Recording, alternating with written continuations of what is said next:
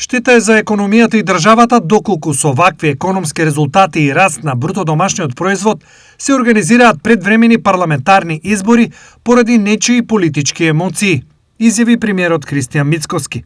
Ова влада има полн легитимитет, повеќе од 600.000 граѓани на изборите минатата година гласаа за оваа влада. Јас разбирам дека има политички партии кои, освен поделби и би рекол националистички испади, немаат друга програма, па за да ги мобилизираат своите структури и гласачи, единствената работа која што можат овој момент да ја зборуваат е да повторуваат предвремени избори.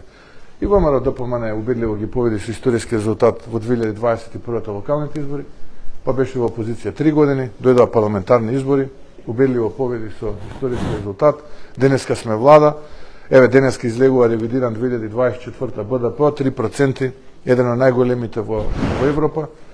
За 2024 одиме и над тоа, тоа е над сите очекувања на Европската, на Меѓународниот монетарен фонд и Светска банка. Би било навистина жалосно ако сите овие позитивни индикатори ги прекинеме со предвремени парламентарни избори. Ние го ставаме како политичка партија државниот интерес пред политичките емоции.